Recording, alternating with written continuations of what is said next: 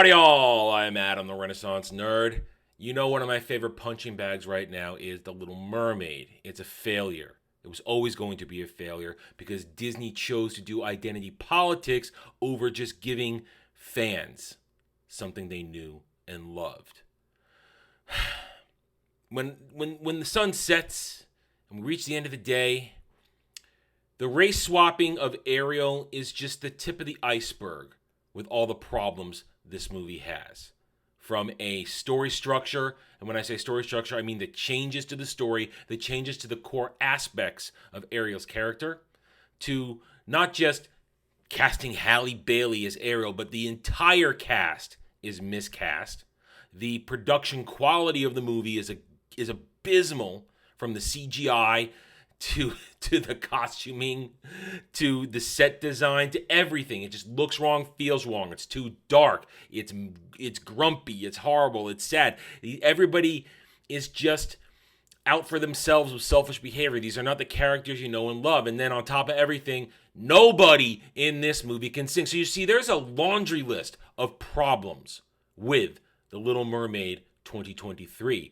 But the shills, the stans, the fake fans, they want you to think that this movie is a failure because, well, racism.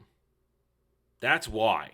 Now, here in the States, we can see right now, let's jump into this, it's at $191 million after going into week 3 now. We're at Wednesday, hump day, June 7th. Year of our Lord, 2023. $191 million. Has not even broken $200 million domestically in almost 3 weeks. Now, I'm on the record. I think it's going to crack out at around 250 by the end, because this week is first of all, we know Miles Morales around the Spider-Verse. That's already knocked him out. Whatever we think of not Beast Machine, I keep making that mistake. Whatever we think of Rise of the Beasts on this channel, and we don't think very highly of it, it's going to cut into Little Mermaid this week as well. And next week, The Flash will basically, because it's the spectacle movie, whatever it does, it'll take money away from whatever's left of Little Mermaid 2023. This movie doesn't have legs or fins to go very far. You can see that. The biggest thing, though, the international failure. Only $140 million in almost 3 weeks now, and some of that's even a little questionable. We talked about that on the roundtable. Where did it all suddenly come from when it had such a low start to begin with? We don't know. Whatever. We deal with the numbers we have. But 140 out of another basically 7 billion people around the world, because there's only 350 million people here in the United States of America.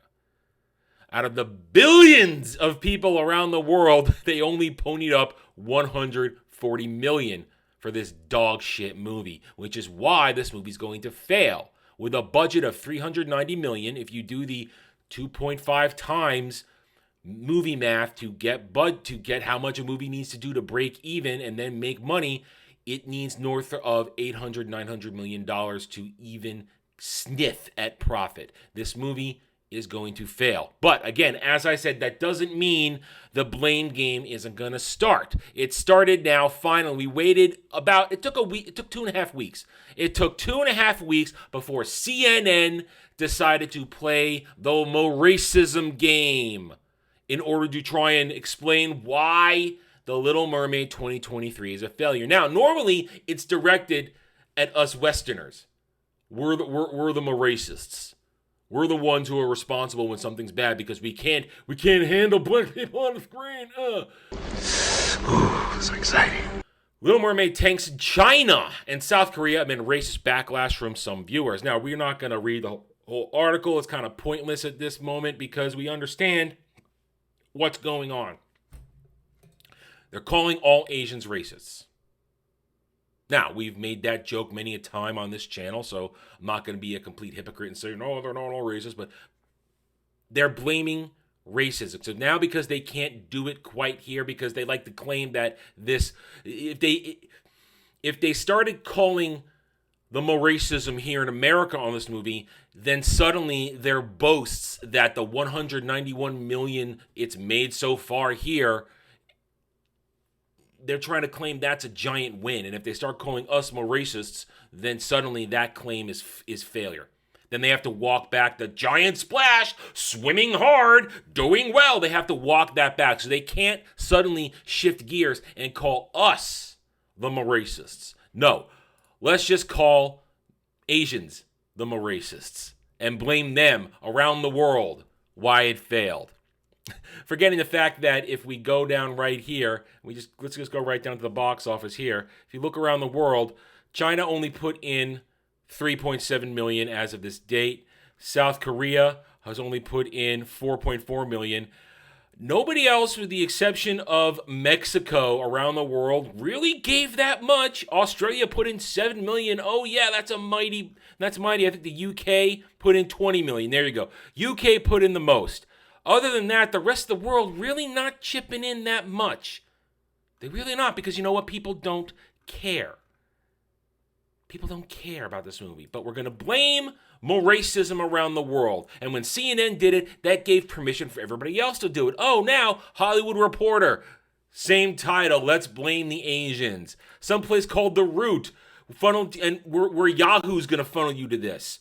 Can you guess why The Little Mermaid is not a huge hit? Is a huge hit, but not in China? No, it's not a huge hit anywhere. It's not a huge hit. Again, they can't call everybody else more racist, because then that takes away from the narrative that it's a huge hit. When in fact, as we've been saying over and over again, $191 million is not a large take. They'll be lucky to get 250. But then The Root, they want to blame more racism in Asia. And even IMDb, which is Amazon. Remember, IMDb owned by Amazon, which means Amazon executives sign off what goes on here. We're going to now blame Asian racists.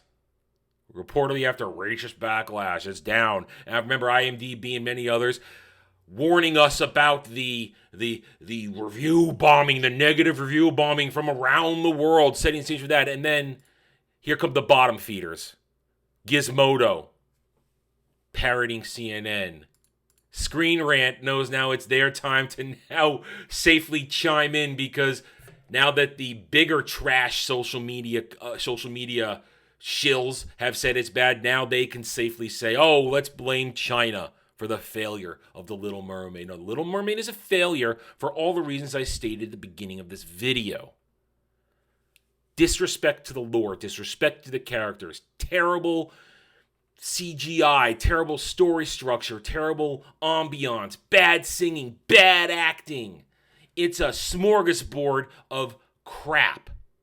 And the Halle Bailey race swap was just the tip of the iceberg. That, as I always say, as soon as you get a race swap in something, that is the red flag that this movie is not going to please real fans. It is the door through which all identity politics walks through. And this movie is yet another example of it, all the way to the point of Eric has his heroic agency stolen from him and given to Ariel, who, spoilers, saves the day and kills Ursula instead of Eric, while Eric is helpless, while she flops around and somehow knows how to steer a wheel into her with one hand, mind you, in a maelstrom of all things. This is just another incident of fake news, gaslighting, reality inversion. Give me the meat and give it to me raw. When the truth is, if something sucks, it just sucks. And The Little Mermaid 2023 sucks. And thus begins Disney's summer of woe. Little Mermaid's going to cost them hundreds of millions of dollars in the end. Indiana Jones and the Dial-Up of Destiny will cost them hundreds of millions of dollars in the end. Elemental will cost them money as well. Haunted Mansion will cost them money as well. Ahsoka's going to fail on Disney Plus, and I will be there to document it, because I love real Star Wars, and Disney Star Wars is trash, as is all Disney these days. And we get finally to November and the Marvels, and the failure will be complete. All right, I'm done. Thank you for watching this video. If you enjoyed it, a like would be very much appreciated. If you are new here, I invite you to subscribe to me right here on YouTube. We're hoping to earn your trust and support using facts and logic, because facts and logic do not care about whiny Stan fake fan and SJW fifis. Hit the notification button, share my video if you like what I'm preaching, and by all means, leave a comment. I love to hear from real passionate fans like you. I care what you think. I do not care what the Stans and the SJWs have to say, because 201, say it with me, they're all cowards behind keyboards. And I can't wait for this to trigger them all over again, because it brings warmth to my black little heart. Thank you again for watching. Take it easy. Thanks for watching, everybody. If you'd like to reach out to me, please email me at theranernerd@gmail.com for all channel business purposes. I am on Twitter now, mostly for promotion and sharing of videos. Maybe a little shit stirring here and there. Who knows? @theranernerd. You can also find me at the Geeks and Gamers forums under @ROAS, and you can see me on Rumble and Odyssey under the Renaissance Nerd. Thanks again for watching. Take it easy.